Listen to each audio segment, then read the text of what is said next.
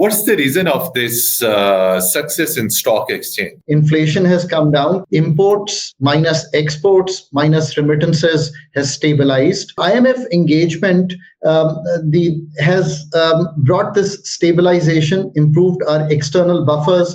How important is political stability for further economic development, growth, and stability? Political instability is in part and parcel of Pakistan's economy for the last 77 years. When we are going to achieve the milestone of this particular completion of economic reforms, you talked about exports. Changing prices is hardly a reform. What real reform you need to do is much, much harder and much, much tougher.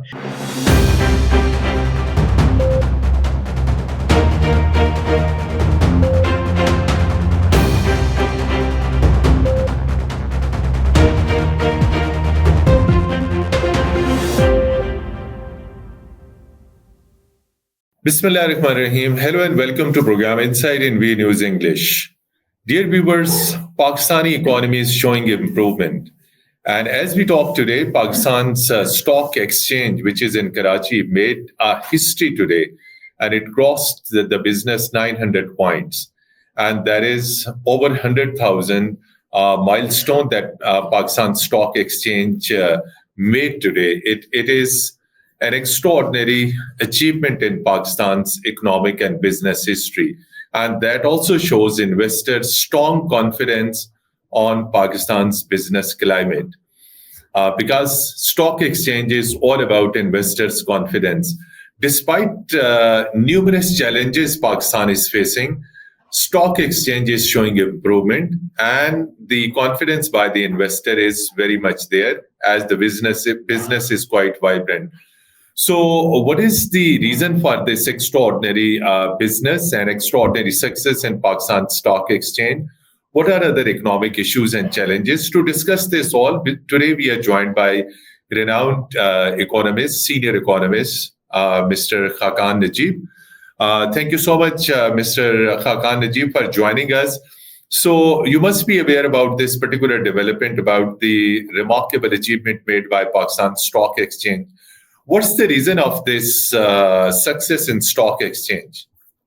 So Pakistan's economy is stabilizing, and the major factor that has contributed in the stabilization of the economy, which can be understood as follows.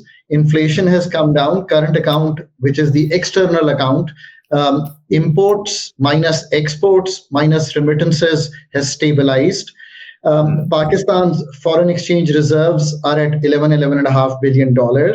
All this has happened because Pakistan engaged with the fund, and IMF IMF, you are referring to IMF. That's correct.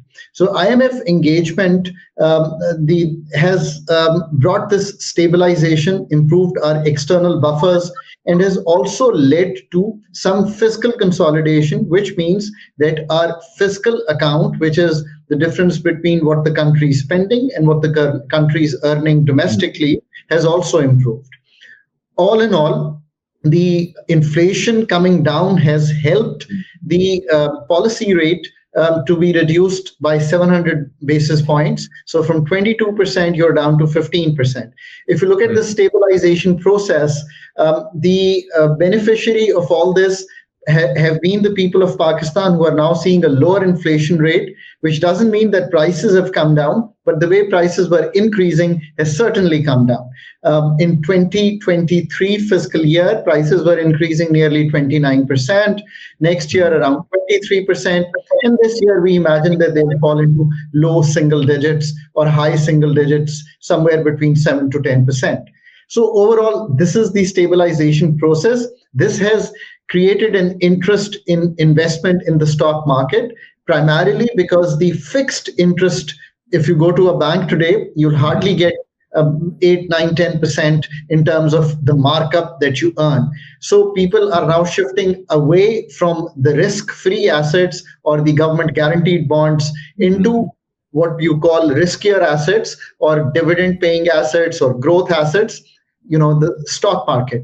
The other reason that the stock market's doing well is that the market is very liquid, and the liquidity is also coming from the fact that the banks are flush with money. The government borrowing has reduced The other institutions are also flush with money. The retail investor is also investing. So all in all, I think this has contributed to where you see the market crossing the 100,000. Also, the fundamentals are better. The fundamentals in terms of the bank earnings, the fundamentals in terms of the earnings of the fertilizer companies, and then there is hope that the government would probably figure out more on the energy side, which can help the gas, the two SOE companies which are listed, K Electric and other companies. There's been some improvement in the buying of cars in the country. So all in all, the fundamentals are better. And whenever there is inflation, high inflation, prices go up. You buy more expensive stuff. So the profitability of the company is better.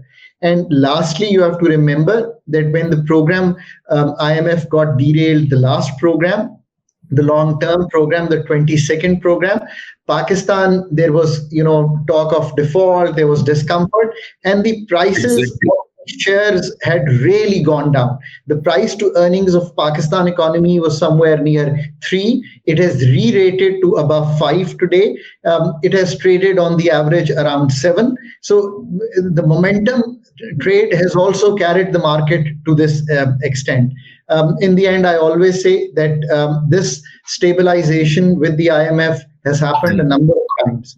And you're seeing that once again, but the fundamentals of the economy still need much improvement in terms of the hard work that the authorities need to put. Khaqan Najeeb sir, you have witnessed in Islamabad a series of political events that have been very detrimental to economy. It very harmful for the economy. But despite these all last 3-4 days, whatever have been in the federal capital, despite that, there have been very positive results and improvements in Pakistan stock exchange business. So as an analyst, how you see how important is political stability for further economic development, growth, and stability? So, one thing is that political instability is in part and parcel of Pakistan's economy for the last 77 years. But the kind of protests that we saw did take the market down. The market actually that day fell the highest ever single day fall when the protesters were entering Islamabad, and that day passed. But as you know, the So situation... negative impact on the market. Certainly, and negative impact on the investment, the thinking of the investor, and overall there was a impact on the businesses, slowdown, everything gets hurt. And so the market had one of the highest single day falls that day.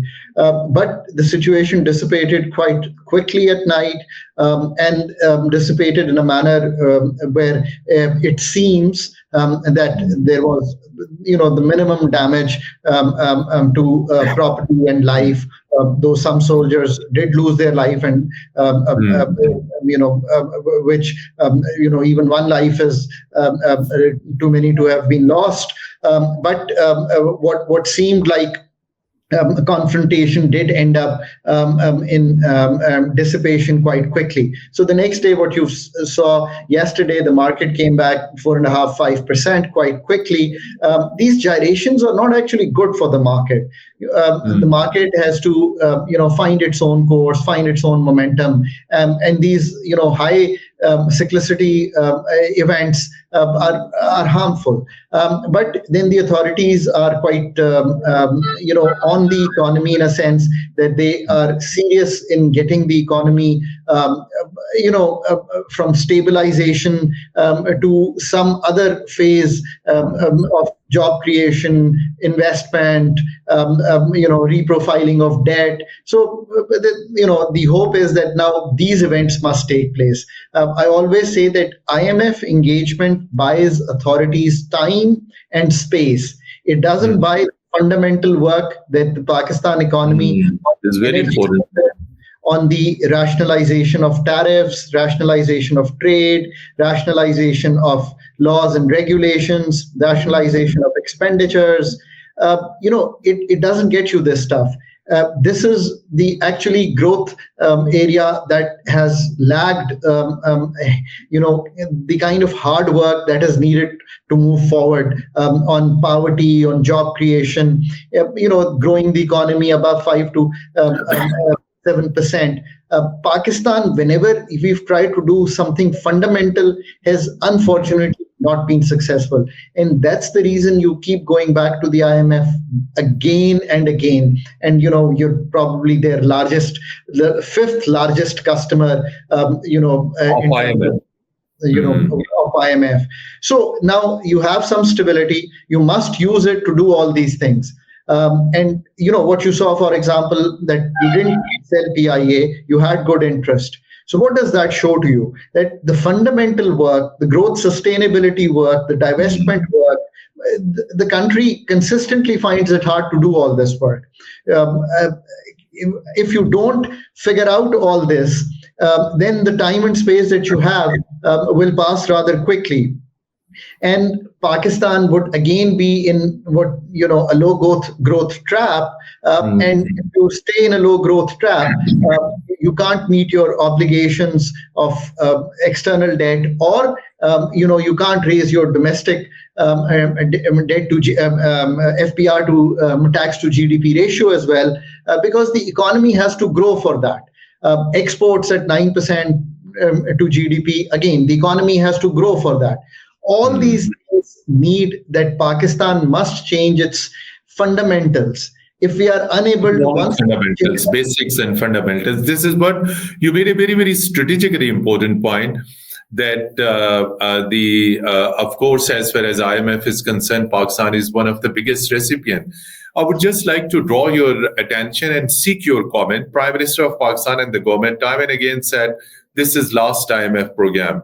So we need your comments that if it is last Pakistan's IMF program, so what do you think in the years to come, in the time to come, will Pakistan will be in a position to get economic stability and pay back loans if we keep in mind this success of stock exchange, confidence of investor?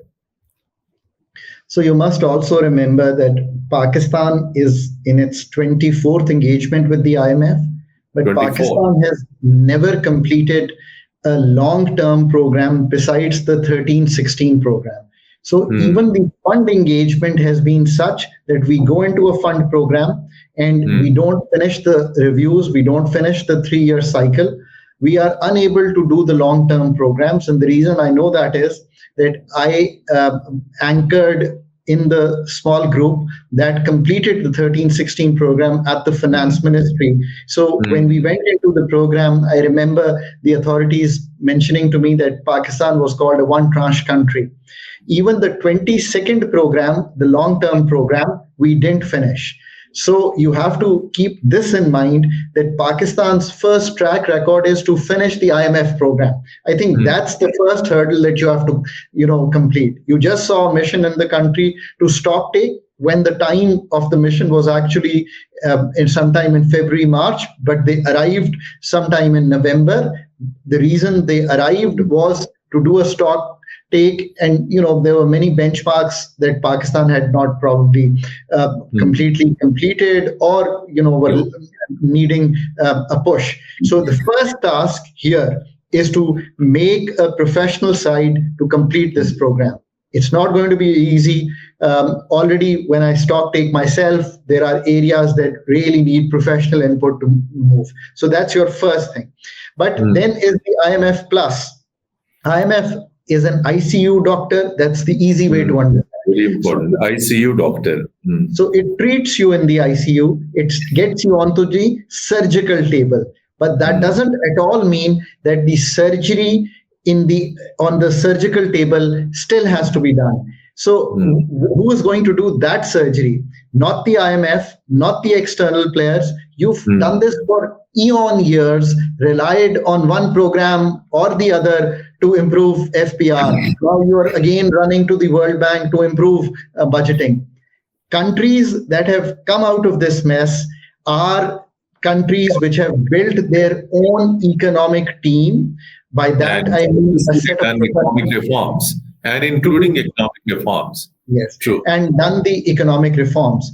You need to reorganize your energy sector. You need to carry your divestment process so that you give space for the privatized companies to be more efficient. You need to deregulate, rationalize the regulation. You have expenditures at the federal level that you need to sort. You need to reprofile your external debt. You need to create engines of growth, new export areas, an export oriented strategy. You have to have some modicum of order when it comes to fiscal sustainability in terms of the fiscal deficits that you run. So when you consider all Some of these these things, you are talking about some of the tough decisions, indeed. it's absolutely true. You have Khaqan to. sir, my follow-up question, as you're talking about these all, there has to be reforms in energy, economic reforms. We have been listening this since long by all successive government that economic reforms are necessary. Please share with our international viewers who are listening your these very valuable thoughts. When we are going to achieve the milestone of this particular completion of economic reforms, you talked about exports, stability, austerity, cutting down non-development expenditure and luxuries, and these all things. So, is these all things are part of economic reforms? So let's think what the world has done. The stylized Yes, growth model is yes. pretty simple, right? Let's look at India, for example. In the Hmm. 1990s, when Manmohan Singh and Montek S. Ahluwalia, these were all PhD economists, when they came and they became finance minister and subsequently the head of the Put the government. economy on the track, exactly. So they did three things, right? Deregulation, liberalization, and privatization. So this is part of, at that time, it was called the Washington Consensus. There was a document, a laundry list of what you needed to do. Sometimes I think in Pakistan, we need to, go back to the Washington Consensus list and think about it. So you have not privatized anything worthwhile for the last 14 years. Hmm. Now, think about it. Why have you not privatized? My sense, again, is you don't have the requisite HR in the privatization commission to accomplish Or all this. political interference. What do you think? It's due to the political interference as well? So I think it's a mix and match, internationally also on Pakistan and locally also. I think the political interference or the political cycle gets a lot of coverage. What doesn't get coverage is that do you have the wherewithal to actually do all this? Do you have the wherewithal to restructure the companies, make them viable for sell off? If I look at the PPI example, my sense is that you don't. So Pakistan's example, I just compared to India, now compared to Philippines. 21 economists wrote a paper in Philippines. There was no IMF, and they suggested exactly what I'm suggesting to Pakistan today. You have stability right now. Use that stability sufficiently for the energy sector. For example, you have nascent regulators who are able to just give a tariff on the energy side. They have to be market makers. So you have to get CEOs of the regulatory companies who are able to do this kind of work. So again, think through where is that HR going to?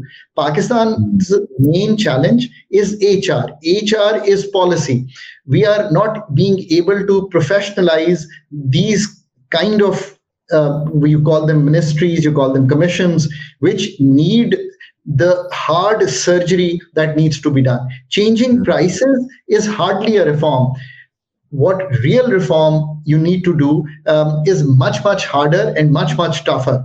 Now, can we do that in the next couple of years? If you're able to do all the things, you get your export sorted, you get your energy sector sorted, you get your ease of doing business sorted, you re-regulate your country, you improve your expenditures. If you're able to do any of the above, you can come back to me in 3 years, whether I'm interviewing with you or not, and ask me, and I will let you know that countries come in a position where we can say IMF is now a story of the past. If we are unable to do all these things, if we are unable to tax the agriculture, tax the retail, tax the wholesale market, tax the real estate, if we are unable to do all this, then we are unable to channelize funds into real growth. Pakistan would still be struggling. Pakistan's growth framework is broken. Think about a plane. The engines are not working. Every time you climb to 5% height, you come down. So you have to now create engines, the four engines of the 747, which keep on moving so that your 5% then becomes 7% and stabilizes at a level where it keeps going at that rate, creates the number of jobs, creates the exports that Pakistan. Agriculture is another area strongly recommended. Now you can build the reform framework around the areas that I've talked to you about. And that sector has been taxed recently by government of Punjab. How you view this particular decision? First time Pakistan's agriculture sector has been taxed. So it will have positive impact or negative? What do you think as an economist? My agriculturist friends are going to this year pay anywhere between 5 to 8 billion rupees only in the whole of Pakistan. The rest of Pakistan is going to pay 13,000 billion rupees. So just think about it. How can a country progress if you can't even, tax a sector which is 20% of your whole GDP? So you have to really, really think. I think the time has come where everyone contributes.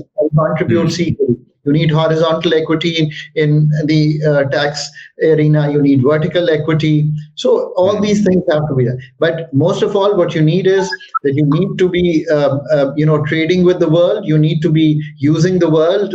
You need to be supplying to the world. You need to be improving your productivity. And the government must be forming policies, coordinating well. In that, you need smart people at the Planning Commission, Finance Ministry, Privatization, Commerce Ministry. These are the real policy-making arenas of the government for economic possibilities, economic progress in the country. And I'm sure that the government is serious, and we would see better results beyond the IMF so that the fundamentals of the economy are improved, changed, reorganized, reformed, restructured, but that's a lot of hard work. And for the 77 years, we've struggled with that. Khaqan, so one quick thing, you must be feeling the pulse of the common man. And as an economist, you do get feedback by reading media reports and by watching that. When this all trickle-down effect, will reach to the common man, still you spoke in your analysis that the common man must benefit, prices must come down. But if you look into our all Pakistan economic situation as far as prices of essential items are, which we call food items are concerned, prices are not coming down. So how common man will benefit of this economic growth or this stability that we are witnessing in stock exchange? So sometimes I feel uncomfortable saying this, but there's a stock market which doesn't even have 400,000, people trading the market in a country of 250 million people. Exactly. It's only, 10% of the GDP, but still it's like a barometer which kind of shows what's going on. So for the common man. Exactly. For the common people, for the people entering the job market. So 2.5 to 3 million people will enter the job market this year. The only way, the only economic miracle, the only way people can improve their quality of life is to have a reasonable job when they come and hit the market. Mm-hmm. The only way to do that is to create economic growth in the country. No income support program, no dole-outs, no subsidies can do this. A country which is reeling under 40% poverty, 40% stunting, 250,000 children out of school, has to really, really think through that when will we change the gear and move from this consistent thought that there is any other way of reliance on external actors to do this. There is the other way, and the other way is no external reliance. No external reliance. One, two quick questions. Time is indeed very short. That there have been a lot of statements from government and series of meetings. It is always focused, let's improve our exports. So export is one of the things. If countries' exports are increased, definitely there will be a lot of income in terms of selling your products. It goes to different countries. But many analysts believe that Pakistan's products doesn't compete with the international standards. One thing is that Pakistan's external, account Business, has to trade. be brought in a comfortable position for a longer term. And exports are the only area. 9% of GDP, when Vietnam is doing 90% of GDP. So think about it. There is no other way to do this. So where is your competitive advantage? I don't think manufacturing is our competitive advantage. So to kick off this process, what is it that you can do? So what you can do is that you have great agriculture. If you improve your productivity in agriculture in the coming 3 years, you can literally pick up $5 to $10 billion of additional exports in the agriculture sector. So concentrate there. Then what the kind of loans that you've given in the textile sector, also go ahead and see why there is lower capacity utilization. So these are the two medium term kind of frameworks that you need to build. Then you need to look at other engines of growth. You have to think through what areas are there. Maybe it is ITES, maybe another couple of $1 billion there is something that you can pick up. So I think these are the three ways. And the fourth way is to actually find new engines of growth, new engines of export. I don't know, cutlery can be one, surgical goods can be one, electronics can be one. So, now again, this is hard work that the Commerce Ministry, organizations like SMEDA, the Small and Medium Development Authority, they have to really, really, again, be with HR, which is able to deliver this with stated goals. You have to start governing Pakistan in a very, very different way. We are in, thinking that, the same kind of governance is not going to work. You have to bring in people, set goals with them, 6 month, year, 2 year, and 3 year, and deliver. That is, I think, the new very, very important point. And the kind of technological progress that the world has made, you can actually make a substantive difference in the next 2 to 3 years if we do bring in those kinds of surgical teams in these key ministries, key areas. Last thing that you have not touched is FDI, foreign direct investment. That is also one of the area that Pakistan has been doing a lot. So there were MOUs signed with Saudi Arabia, then previous pledges of investment made by United Arab Emirates and then from China. So what do you think? How important is this foreign direct investment as you talked about economic growth? So do you think these all MOUs will ultimately be turning into an agreement and finally will be executed, and these all countries will be coming in as in the backdrop of today's news that extraordinary success and stock exchange, this will give a confidence to foreign investors? So SIFC has been created to do this work, exactly what you're saying, turn the MOUs into real agreements and execution, exactly. Into execution. One really hopes that we'll move in with the Recodic deal with Saudi Arabia, the $2.7 billion MOUs recently. We are making some progress there. Similarly with China, if we can do something on the CPEC too. But I always say that our businesses have to engage with them. We have to engage our businesses. B2B, business. Global value chain, part of that. I'm really hoping SIFC can do this kind of work. And there is interest in mines and minerals in Pakistan. There's interest in agriculture, corporate farming. So let's hope that it's not like several times that billions of dollars of MOUs are signed, but we are unable to transform them into real investment in the country. But I really hope this time would be different. Only one sentence: way forward for sustainable economic growth of Pakistan. The way forward for sustainable economic growth is to believe that the stylized growth model is for the private sector to participate, to run good, commercial, efficient organizations, government to make sound policy with clarity of goals to deliver, and the state to regulate so that the prosperity is not monopolistic in nature, but competitively driven. Thank you so much indeed. First time, very senior economist, Khaqan Najeeb Saab, despite your busy schedule, you spoke to Program Insight in We News English. And dear viewers, the crux of our dialogue and conversation is way forward of sustainable economic growth is indeed in the success of economic reforms and the strong economic HR team that Khaqan Najeeb Saab has spoken about. With this, hope to see you in our next program. And till that, goodbye and Allah Hafiz from studios.